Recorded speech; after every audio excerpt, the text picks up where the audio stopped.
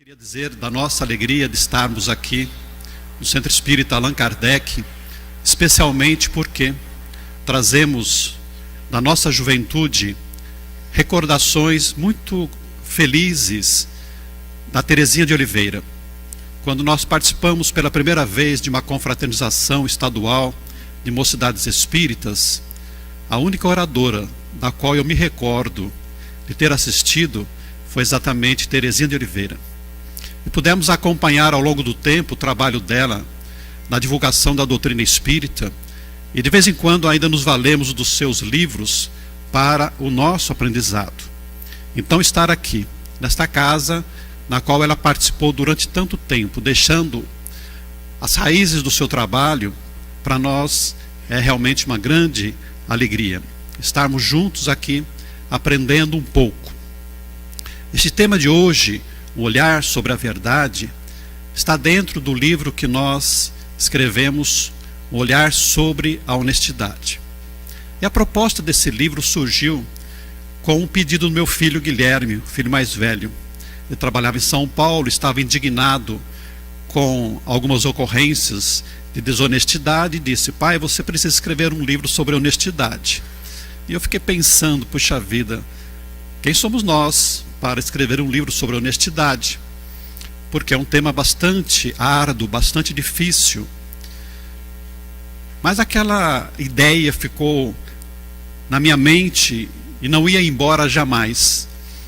E eu andei pesquisando livros sobre honestidade, nem no movimento espírita e nem fora do movimento espírita. E eu pensei, poxa, mas se nós não aprofundarmos esse assunto, com certeza nós não vamos aprender jamais e não vamos nos transformar em pessoas melhores, como é a proposta da doutrina espírita. E aí comecei a escrever algumas anotações. Com certeza o nosso ponto de vista, segundo aquilo que nós já conhecemos da doutrina espírita e do Evangelho. E então hoje aqui, a proposta é nós fazermos algumas reflexões sobre a verdade, que é muito importante para nós alcançarmos o nosso progresso espiritual e a nossa felicidade. É um convite não para as nossas emoções, mas para as nossas reflexões, para a nossa razão. E queremos que os nossos irmãos acompanhem o nosso pensamento para verificarem se estão de acordo com aquilo que nós vamos apresentar. A doutrina espírita é uma doutrina do livre pensamento. Nós devemos ser críticos a tudo aquilo que nós ouvimos, a tudo aquilo que nós lemos, para selecionar aquilo que é bom, conforme Kardec, conforme as recomendações dos espíritos superiores. E nós vamos começar aqui apresentando esse teste de psicologia, de psiquiatria, porque quando nós olhamos para ele, com certeza nós vamos encontrar algumas imagens que representam, que significam alguma coisa para nós. E eu me recordo do filme do Batman, quando ele vai no consultório psiquiátrico e olhando esta imagem que estava ali pendurada na parede, viu morcegos. Será que nós estamos vendo morcegos ou estamos vendo o quê? Eu vejo um soldado com uma armadura. Nós podemos ver o rosto. Cada um vai ver conforme a sua intimidade, as suas dificuldades, os seus traumas, os seus medos. E aqui nós estamos vendo linhas horizontais retas ou linhas curvas. Quem olha de frente está vendo linhas curvas. Mas é uma ilusão de ótica, porque se chegarmos de lado, nós vamos perceber que essas linhas são absolutamente retas. Essa imagem aqui está para vocês em movimento ou está parada? Mas conforme nós olharmos para ela, ela estará também em movimento. Isso é para que nós possamos perceber que nem sempre aquilo que nós estamos vendo é aquilo que realmente é real, é realmente verdadeiro. Como nós nos enganamos nas observações que nós fazemos em relação aos fatos, às situações, às pessoas, às ocorrências da nossa vida. É preciso tomar muito cuidado, porque certamente nós estaremos vendo a vida com as nossas lentes próprias, dos nossos óculos, que muitas vezes são míopes e enxergam as imagens deturpadas. Enxergamos o próximo com grande dificuldade. E nosso estudo tem a ver com esta passagem de João, na palavra de Jesus: conhecereis a verdade vos fará livres. O nosso sofrimento, as nossas dificuldades, os nossos problemas têm a ver com a ignorância. E não foi à toa que Jesus, quando crucificado, dirigiu-se ao Pai, dizendo: Pai, perdoa-os, porque eles não sabem o que fazem. Quem não sabe o que faz é porque é ignorante, e é ignorante porque desconhece a verdade. Então, nos aprofundarmos, nos debruçarmos sobre o conhecimento das coisas, da natureza, especialmente da nossa intimidade, é importante para que nós possamos ser felizes. E é esta a proposta de Deus para nós, de vivenciarmos as suas leis, vivenciarmos o bem, para alcançarmos a nossa redenção, a nossa purificação e sermos felizes. Vamos pensar um pouquinho sobre verdade. O que é verdade? Qual é o conceito que nós podemos quando pensamos em verdade? Verdade é a propriedade daquilo que corresponde a uma realidade. Então, quando eu digo isso aqui é um microfone, estou dizendo a verdade, porque isto na realidade é um microfone. Se eu disser isso aqui é um computador, estou dizendo a verdade, porque realmente é um computador. É preciso nós alcançarmos essa condição da nossa expressão, do nosso entendimento, quando pensamos em verdade, sempre corresponder a uma realidade. Mas qual a verdade real? A verdade absoluta pertence somente a Deus, que é todo perfeito, em justiça, em amor, misericórdia, e é onisciente, um dos seus atributos, como nos diz Allan Kardec no início do Livro dos Espíritos. Onisciente é aquele que sabe tudo, conhece toda a verdade, porque a verdade pertence exatamente a Deus. Mas e nós? Como nós encaramos a verdade? A nossa verdade, ela é relativa. Por quê? Porque nós não temos o conhecimento de tudo. Vamos procurar nos aproximar cada vez mais da verdade absoluta, que é a divina. Mas com certeza nunca vamos alcançá-la, porque senão nós também seríamos perfeitos em absoluto. E essa realidade absoluta pertence somente a Deus. Mas é preciso nós avançarmos no conhecimento. Disse Jesus: vós sois deuses, tudo que eu faço, vós podeis fazer também. E o Livro dos Espíritos nos diz que a evolução vai do átomo até o arcanjo. É o trabalho todo de evolução até alcançarmos a perfeição relativa que pertence ao Espírito. Mas além da verdade relativa, nós temos uma verdade subjetiva, uma verdade individual, porque cada um de nós vai interpretar a realidade, compreender a realidade segundo o seu próprio grau de evolução. Por isso que todos nós estamos aqui estudando a doutrina espírita, estudando a vida, mas cada um está interpretando a vida segundo os seus próprios conhecimentos, as suas emoções e os seus sentimentos. A verdade é a verdade de cada um de nós. E nós, como juízes que fomos, nós tínhamos uma outra verdade, que nem sempre corresponde à realidade.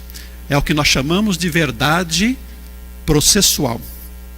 Isso é muito interessante e às vezes é muito frustrante, porque muitas vezes nós sabíamos qual era a verdade, mas tínhamos que nos deter na verdade processual. E é por isso que muitas vezes as pessoas dizem assim: puxa, mas eu estava certo e perdi a causa.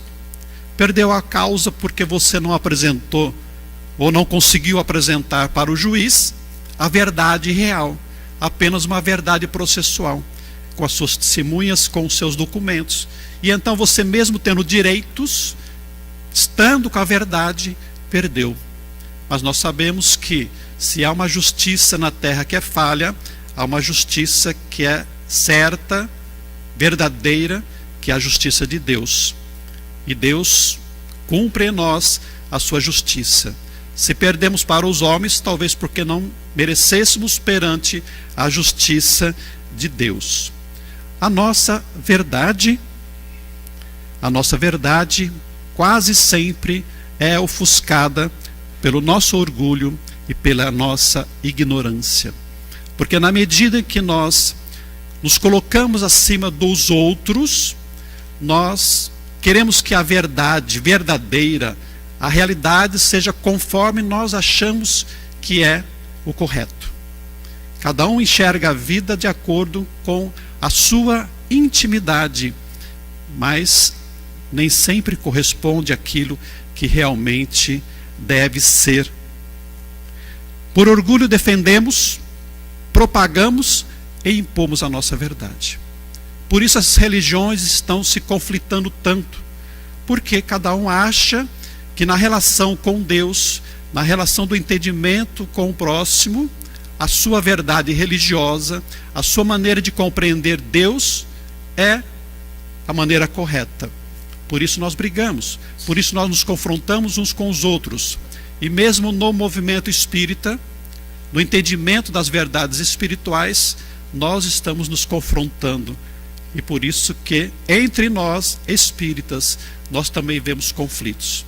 Discussões a respeito de variados fatos, de variados temas, porque cada um de nós pensa de maneira diferente em relação àquilo que nós consideramos como revelações espirituais. Então as religiões conflitam, os filósofos e cientistas estão aí defendendo seus pontos de vista, casais vivem em conflito. E cidadãos brigam, demandam na justiça por seus direitos. E é muito interessante essa realidade que nós enfrentamos, porque muitas vezes na justiça a parte entra pedindo um direito, a outra parte contesta alegando que o direito é dela, e cabe ao juiz decidir com quem está a verdade. E muitas vezes a verdade não está nem com um, nem com o outro. E o juiz decide, às vezes, repartindo as responsabilidades. E aí o juiz é alvo de críticas de todas as partes. Nem sempre nós contentamos todo mundo, e quase sempre descontentamos um ou descontentamos a duas partes. E os casais então vivem em conflito, achando que estão sempre certos nos seus pontos de vista. Como é que nós vamos educar os nossos filhos? Como é que nós vamos gastar os nossos recursos financeiros? Se nós vamos passear para São Paulo, se nós vamos passear para o Rio de Janeiro. E se alguém for esperto, especialmente os homens, vão achar sempre que as mulheres estão certas, né? Os homens devem aprender a ser sábios com relação a isso. Existe uma situação em relação à verdade. Será que nós devemos sempre falar a verdade?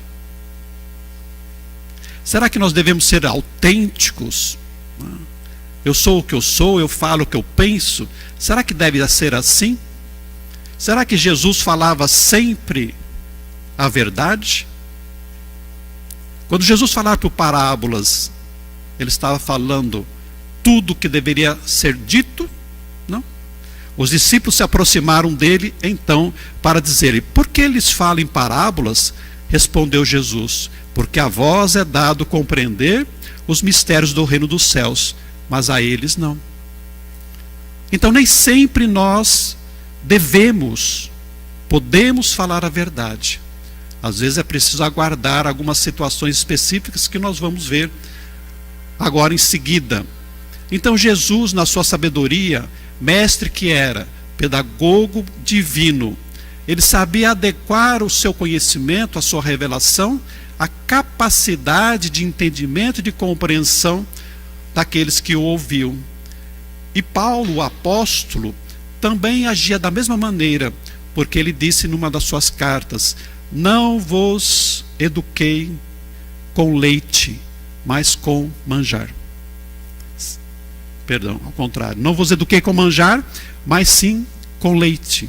Porque às crianças nós damos o leite puro. Nós não damos manjar porque o açúcar faz mal. E é assim também com relação às verdades espirituais. Nem sempre as criaturas estão preparadas para ouvir tudo. A revelação é sempre gradual. Nós tivemos a primeira revelação com Moisés, limitada aos 10 mandamentos. Depois veio Jesus para falar um pouco mais, falar de um Deus de amor e nos apresentar algumas verdades. Mas ele disse: não vos turbe o coração, eu me vou, mas vou pedir ao Pai que vos envie o Espírito de verdade, que ficará convosco para sempre, porque vocês vão esquecer tudo aquilo que eu falei, ou vão entender errado, e então o Espírito da verdade, o Paracleto, virá para restabelecer todas as coisas. E daí nós temos a doutrina espírita como consolador prometido, e o mentor de Allan Kardec, o espírito superior que o acompanha, é denominado de espírito de verdade. Porque se Moisés era a justiça, Jesus o amor, a doutrina espírita é a verdade que vem iluminar a justiça e vem iluminar o amor, para que nós, unindo justiça e amor, possamos alcançar condições de crescimento espiritual em busca da nossa realidade espiritual. Isso está em Mateus. Nem sempre ocultar a verdade pode ser um ato desonesto, indigno. Pode, ao contrário, significar sabedoria e compaixão. Falar sobre a verdade, sobre a realidade, precisa também de ter inteligência, de ter sabedoria. Não se fala, nem se mostra tudo às crianças. Mamãe, como foi que eu nasci? Será que nós vamos dizer assim: ah, a mamãe e o papai estavam lá no quarto, fizeram relação sexual, o espermatozoide, etc. e tal? Não. Nós vamos tentar mostrar para a criança, dentro da sua capacidade de compreensão, mais ou menos como as coisas podem acontecer. Por quê? Porque a mente infantil não está preparada para entender tudo. A criança que entra no primeiro ano da escola vai aprender A, B, C, D. 1, 2, 3. Não se ensina matemática profunda à criança do primário, dos primeiros anos, mas sim nas faculdades. E é isso que acontece, né? Aos ignorantes se oferece o conhecimento segundo a capacidade de compreensão. Com os loucos e ébrios não se discute. Não se joga pérolas aos porcos. É preciso nós adquirirmos a sabedoria de oferecer às pessoas aquilo que elas podem digerir, administrar internamente, mentalmente, para a sua própria compreensão. Nem sempre o médico diz de pronto ao paciente que ele carrega doença incurável. O meu sogro teve um derrame. E então o médico foi conversar com ele, falando claramente que ele estava com grandes riscos de morrer. E então ele teve um ataque cardíaco, porque o médico não foi hábil para contar a ele o que havia acontecido e as consequências daquilo que ele poderia enfrentar pela frente. Então é preciso ter essa habilidade. Se você disser para alguém que perdeu o filho no acidente: olha, vim aqui agora dizer para você que seu filho morreu. Quantas pessoas, quantos pais, ouvindo essa informação repentina, podem realmente passar mal e também acabar morrendo? A habilidade de nós lidarmos com a verdade é uma necessidade do espírito. Em certas situações, adia-se o momento da revelação da verdade, até que fatores possam convergir favoravelmente para o bem. Por exemplo, aguardar um local adequado, a hora propícia, a presença de alguém especial ou o passar do tempo. Quantas vezes o médico convida os familiares para, na presença deles, contar ao doente que ele está com câncer incurável. Quantas vezes é preciso nós esperarmos que o tempo acalme o nosso coração ou acalme o coração do outro, para que nós possamos conversar sobre as situações que precisam ficar bem esclarecidas através de relatos de alguns acontecimentos. É preciso entender isso, que tudo tem o seu determinado momento.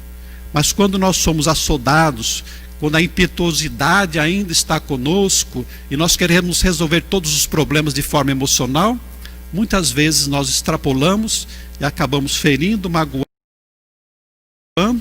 e provocando certas situações que vão piorar do que melhorar como seria o desejado.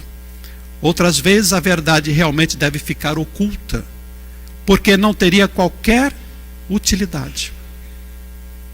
Por que nós ficarmos relatando para, por exemplo, pessoas desconhecidas, ocorrências que nos envolveram no passado e que já ficaram resolvidas?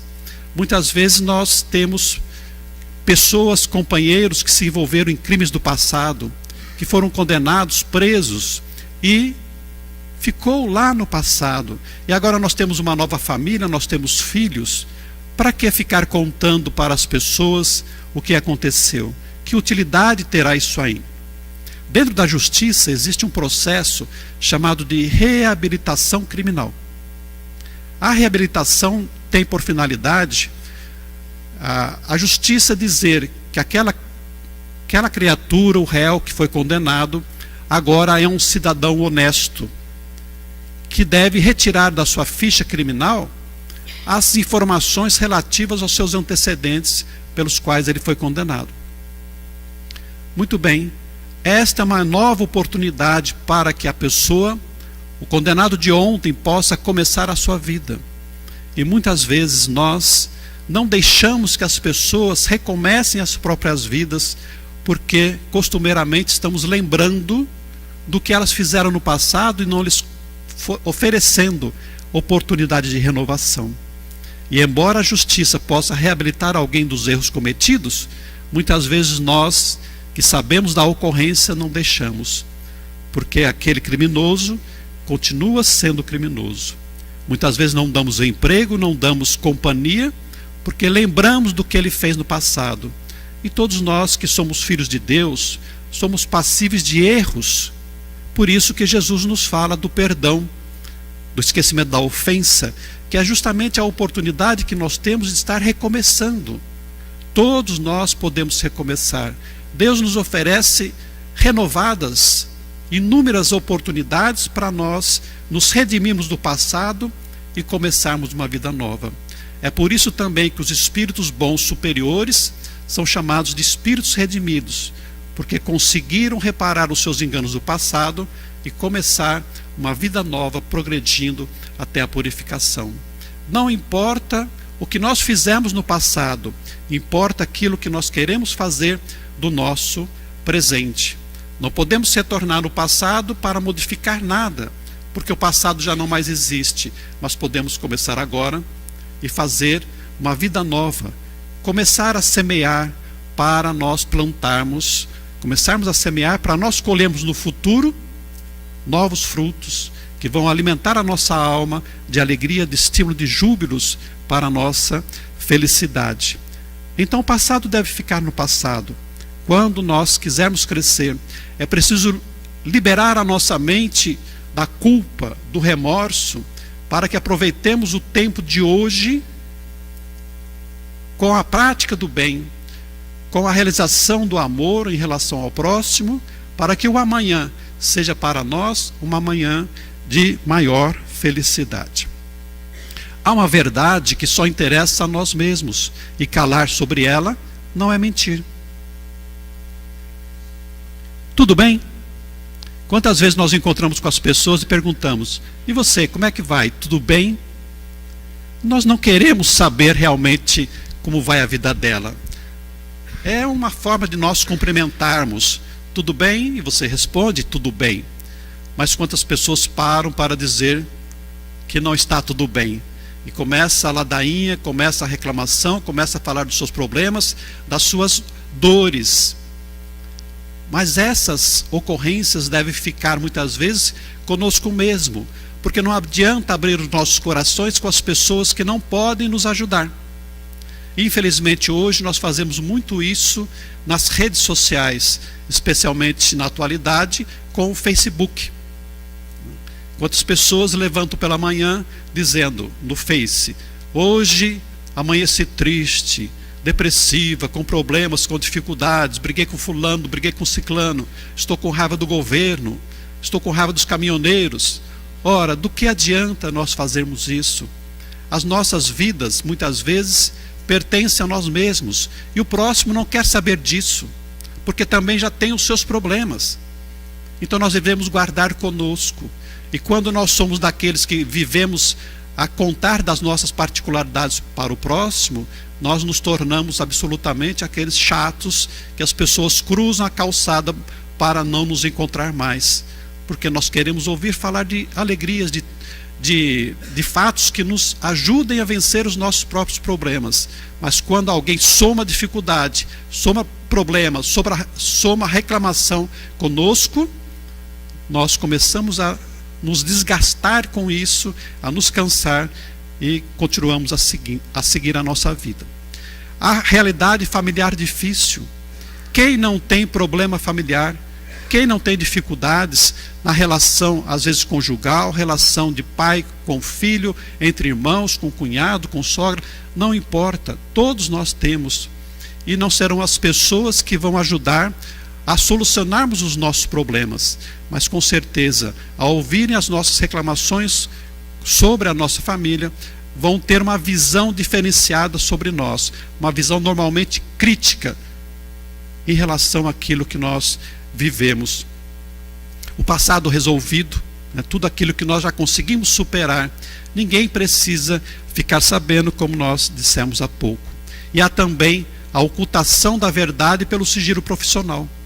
O médico não pode, o advogado não pode ficar comentando com todo mundo aquilo que, no sigilo dos seus escritórios, dos seus gabinetes, acabaram sabendo do paciente, do seu cliente. Nesse caso, nós devemos guardar realmente, a não ser que o fato seja criminoso e possa prejudicar a sociedade. E aqui nós vamos fazer uma relação entre a sinceridade e a verdade. Porque há muitas criaturas que, a troco de serem sinceros, de se dizerem verdadeiros, acabam ferindo e magoando as pessoas. Sou sincero, não consigo disfarçar o mentir. Não percebe, porém, que é cruel, que magoa, que fere. Quando nós quisermos falar a verdade, aquela nossa verdade em relação ao próximo, quando nós queremos esclarecer alguém sobre alguma coisa, sobre algum erro, é preciso nós conquistarmos o seu coração. Por causa do orgulho, quando nós queremos corrigir, quando nós queremos criticar, é natural que nós nos fechemos para não ouvir. Então é preciso que nós abramos o coração da criatura através da fraternidade, da amizade, para que ela pare e ouça a nossa opinião, que nem sempre corresponde à verdade. É preciso ouvir as pessoas. Nós devemos. Às vezes a crítica que alguém nos faz é uma crítica verdadeira que vai nos ajudar na nossa transformação. Mas nem sempre é assim. Às vezes a crítica é negativa. Daí a importância de nós estarmos conversando com as pessoas para tentar entender como nós somos. Será que nós realmente estamos preparados para fazer isso? Para realizar o autoencontro, a autorreforma, através do diálogo, do esclarecimento? Por exemplo, assim, será que nós teremos coragem de chegar em casa e perguntar para a nossa mulher, para o nosso marido, para o nosso filho, o que é que eles pensam de nós? Será que nós estamos agradando? Será que nós estamos fazendo o melhor, ajudando? Perguntar para a mulher: mulher, você tem alguma queixa de mim? Com certeza ela vai pedir uma semana para fazer a relação.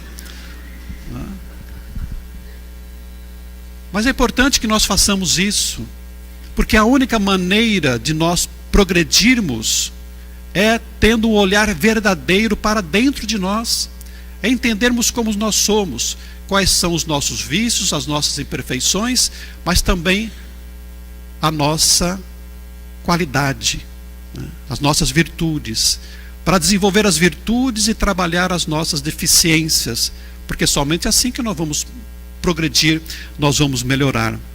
Há uma verdade interna, e as pessoas não mudam essa verdade. Eu sou o que eu sou, não sou o que as pessoas pensam de mim. Eu não sou o cruel como os outros pensam, mas também não sou o bonzinho como as pessoas me elogiam. Eu sou o que eu sou. E é importante eu me conhecer para me tornar sempre uma criatura melhor. Então, na maior parte das situações, devemos mesmo expressar a nossa opinião, conforme pensamos e sentimos, para nós sermos verdadeiros. Mas é preciso nós sabermos, aprendermos como fazer isso aí, justamente para não magoar as pessoas. A franqueza nua e crua humilha e magoa a alma, porque não temos o sentimento elevado e nem a sabedoria do falar. Não devemos nunca falar quando estamos com os nossos sentimentos, as nossas emoções alterados, porque com certeza, dada a nossa inferioridade, nós não vamos falar de maneira adequada. Com certeza vamos colocar a nossa emoção, a nossa crítica em primeiro lugar ao fato que nós queremos resolver. Quantas vezes nós vamos fazer uma DR? Todo mundo sabe o que é DR? Quantas vezes nós vamos discutir as nossas relações, mas começamos a fazer isso criticando.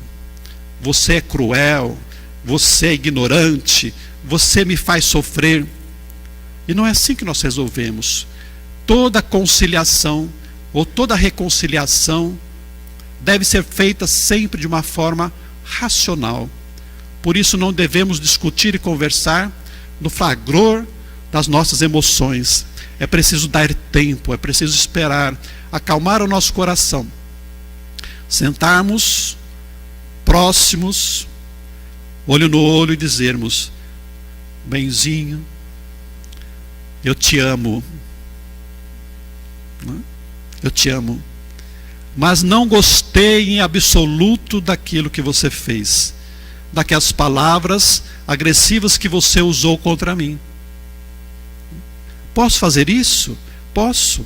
Ninguém deve suportar uma relação em que você é a parte vítima, você é a parte diminuída, você é a parte humilhada. Todos nós, perante Deus e perante os homens, temos o direito de manifestar aquilo que nos deixa insatisfeitos, daquilo com que nós não concordamos. Mas precisamos ter essa habilidade de conversarmos uns com os outros de maneira adequada. No nosso livro sobre crises, gestão de crises emocionais, nós falamos sobre o diálogo. O quanto é importante nós conversarmos uns com os outros para resolvermos os nossos problemas.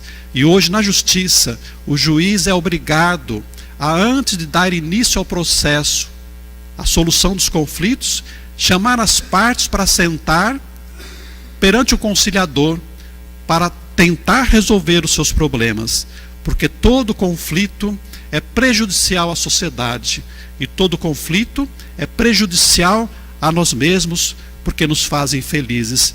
E não é à toa que Jesus nos recomenda o perdão, para que o perdão, resolvendo os conflitos, possa devolver a harmonia, a paz aos corações das criaturas.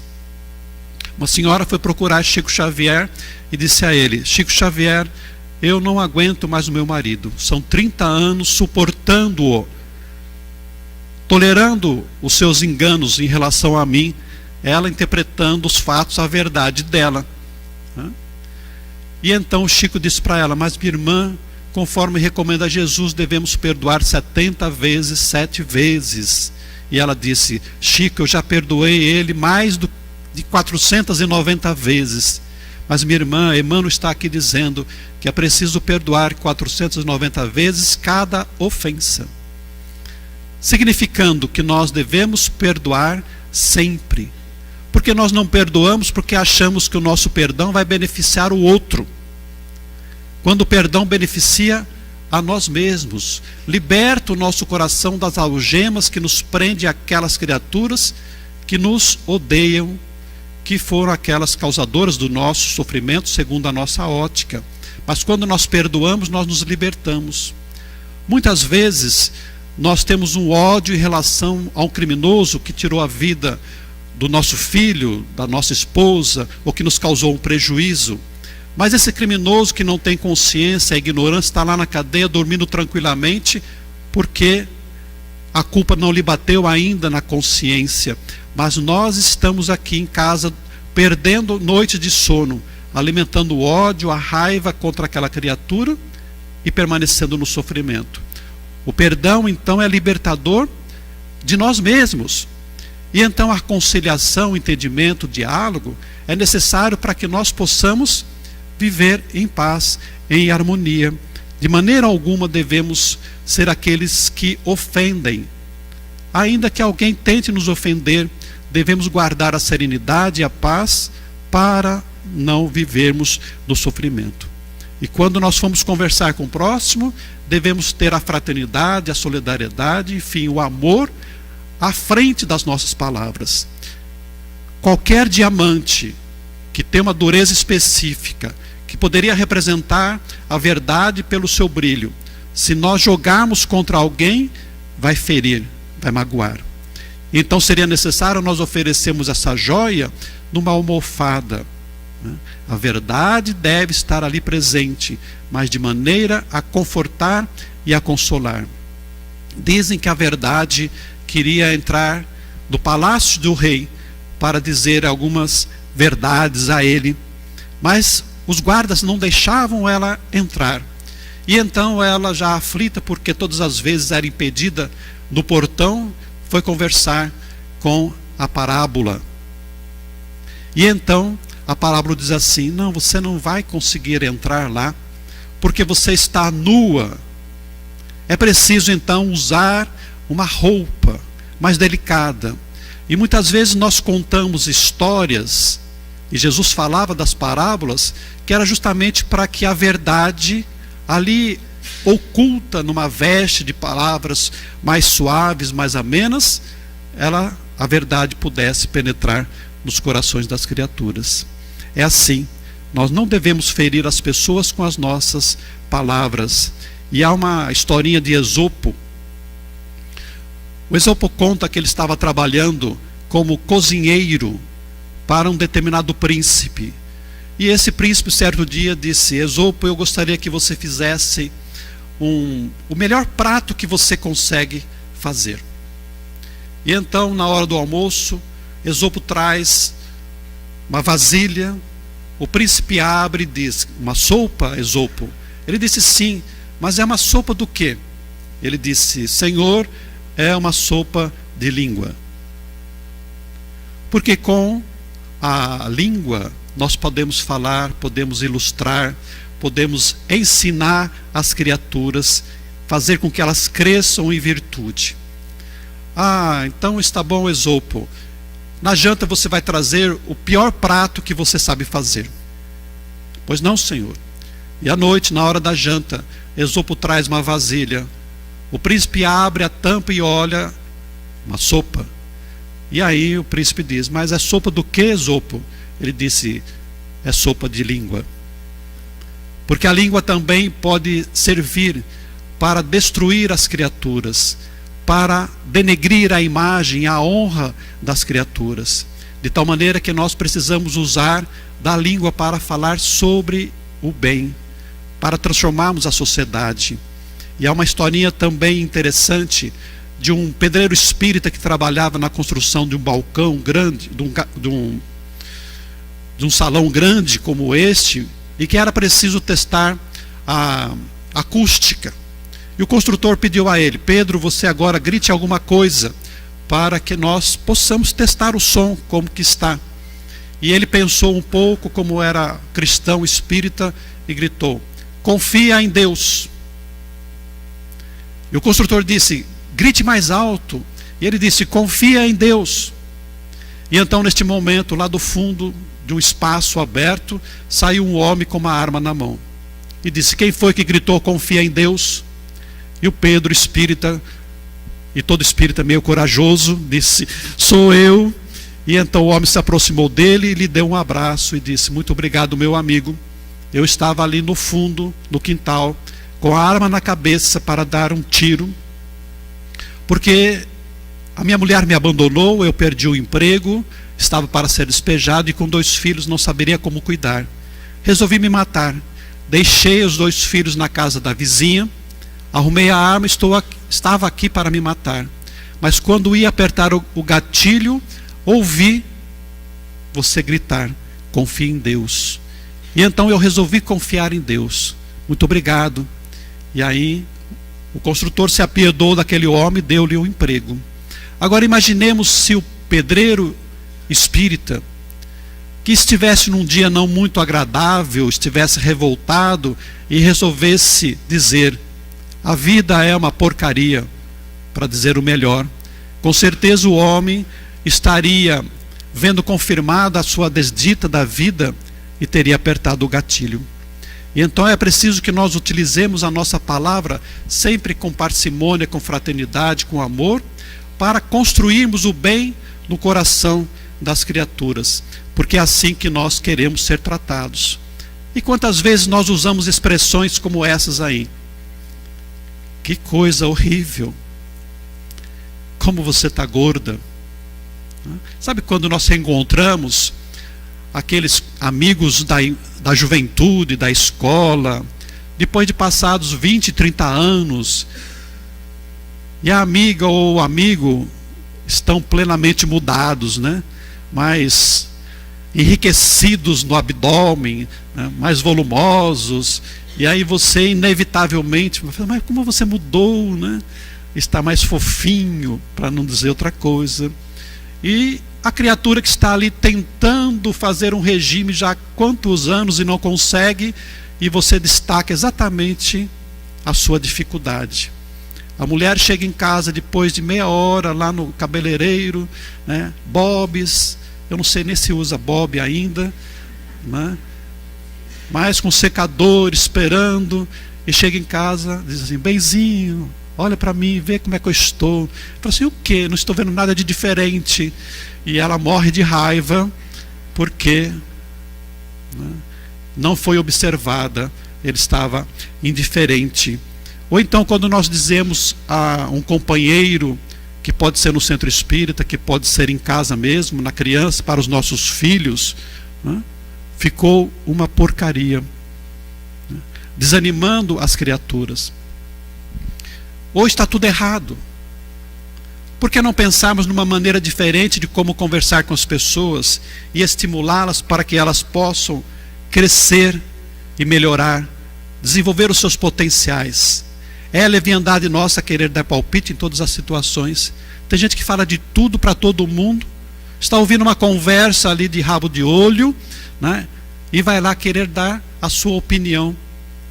Nós juízes temos um princípio: a justiça é inerte. O juiz devia aprender a não dar opinião em nada, a não ser que seja provocado. E quantas vezes nós estamos ali sendo corroídos pelo bichinho da curiosidade, da vontade de falar e dar comentários das coisas que não nos competem. E hoje nós estamos vendo aí na internet, no Facebook, todo mundo falando de tudo, de todas as coisas, de todos os poderes, sem saber de nada. Somos milhões de juízes, de críticos, sem conhecimento, ignorantes da verdade real. Falamos mal dos juízes, falamos mal dos administradores, dos políticos, falamos mal de todo mundo, sem conhecimento de causa. E especialmente, não damos conta nem da nossa vida. Queremos administrar o nosso Brasil, mas não somos capazes de gerenciar o nosso salário e gastamos muito mais daquilo que nós conseguimos. Então, quando nada de útil nós podemos acrescentar na nossa conversa pela nossa palavra, é melhor ficar quieto. A sinceridade, como nós já dissemos, deve ser revestida da almofada da compreensão e da gentileza, para que seja acolhida com respeito e analisada. Nós somos capazes de ouvir uma crítica, alguém dizendo para nós que não foi o melhor o que nós fizemos, mas se vier com carinho, se vier com respeito, se vier com o propósito de ajudar no crescimento, aí sim nós aceitamos. Mas se vier a crítica acerba, ácida, nos menosprezando, com certeza nós vamos nos fechar na nossa vaidade, no nosso orgulho, e não vamos conseguir fazer isso aí. E então, será que não podemos usar outras frases, outras expressões que possam facilitar a nossa relação uns com os outros e promover o crescimento? Não é melhor dizer assim, não é do meu gosto? Porque cada um de nós tem o seu gosto. Vocês nunca vão me ver, por exemplo, com uma camisa do Havaí, né? Aquelas camisas todas floridas, mas é o meu gosto, eu não gosto, prefiro roupas um pouco mais sóbrias, mas eu tenho que aprender a respeitar o gosto do outro.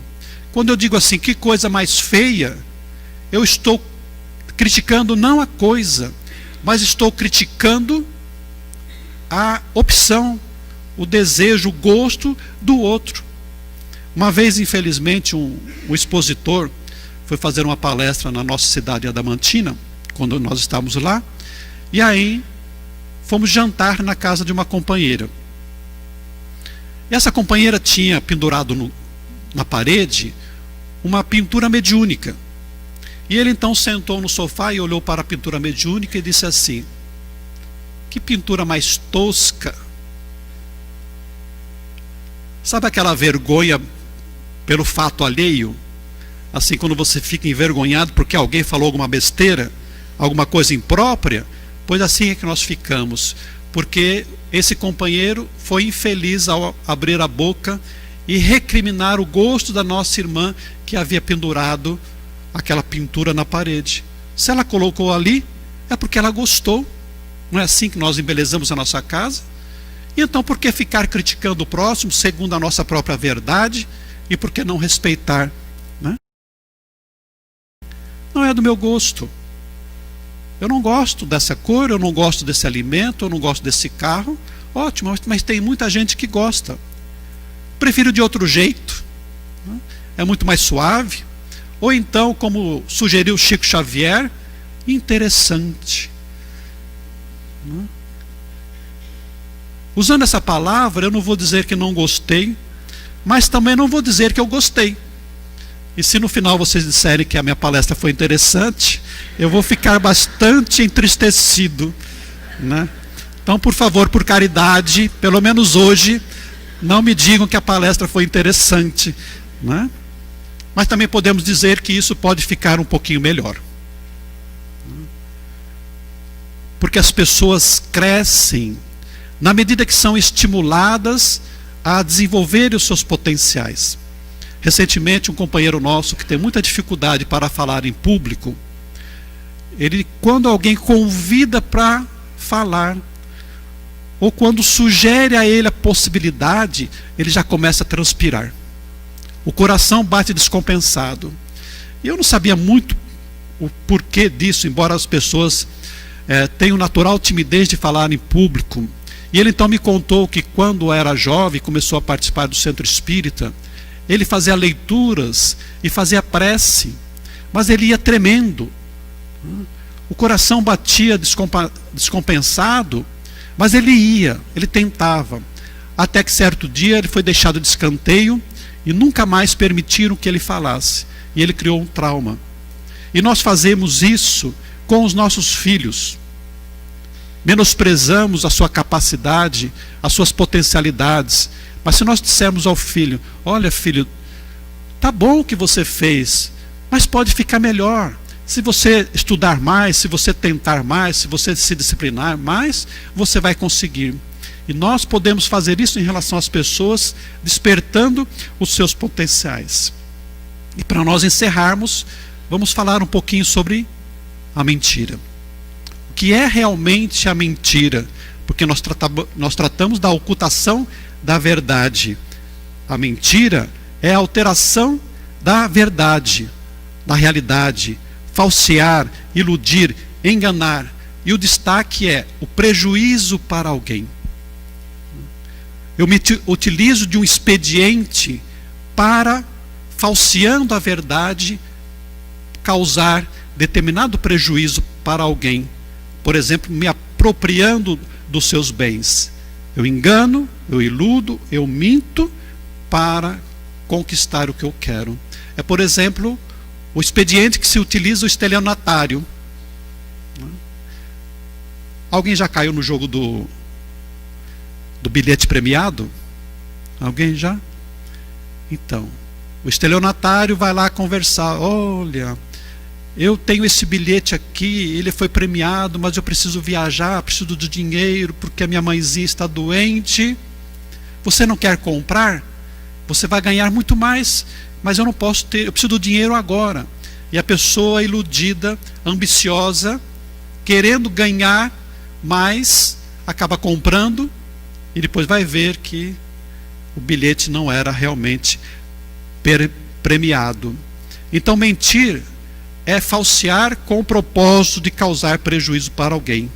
Usa-se a mentira para enriquecimento ilícito, com ela se disfarçam sentimentos, desejos e pensamentos, encobrem-se crimes, erros menores e traições. Nós, muitas vezes, utilizamos desse expediente para conquistar as pessoas, para conseguir alguma coisa ilícita.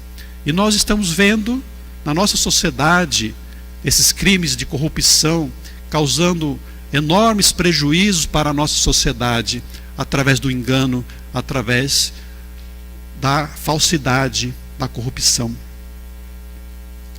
É fruto da ambição, do orgulho e do medo. O medo faz com que muitas vezes, o medo de ficar pobre, o medo de ser punido, de ser culpado, nós vamos mentindo, né? Enganando as pessoas, omitindo as coisas para que nós possamos nos liberar. O hábito faz o mentiroso.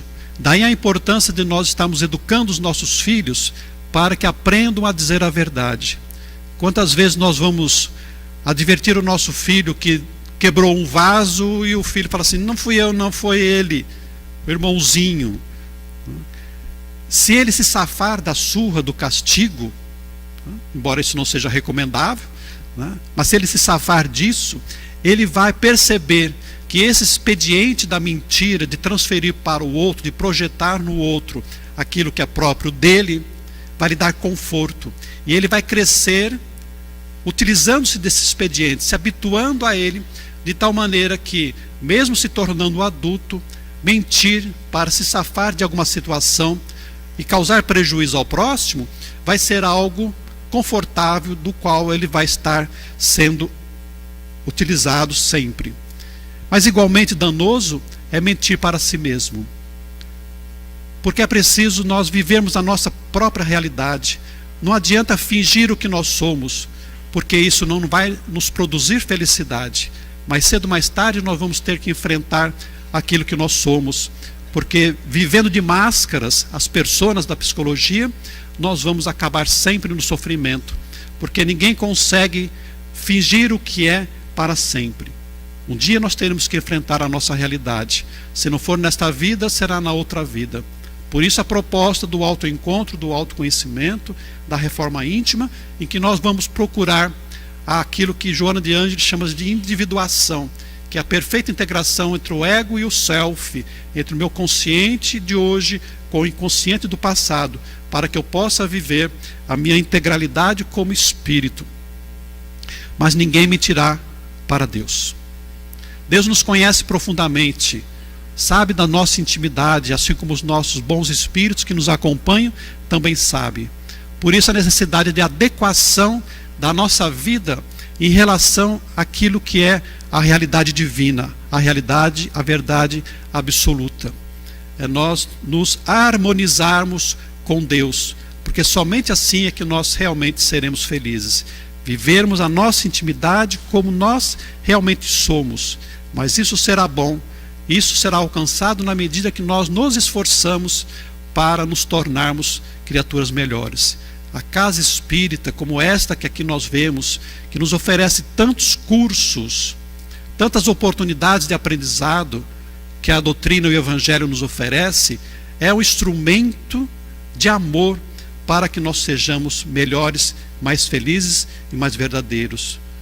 Que nós todos possamos aproveitar essas oportunidades, porque diante das aflições que nós estamos vivendo nos momentos atuais, Precisamos do conhecimento da verdade espiritual para suportarmos as nossas dores, para solucionarmos as nossas dificuldades de relacionamento um com o próximo, para que nós sejamos já desde agora felizes.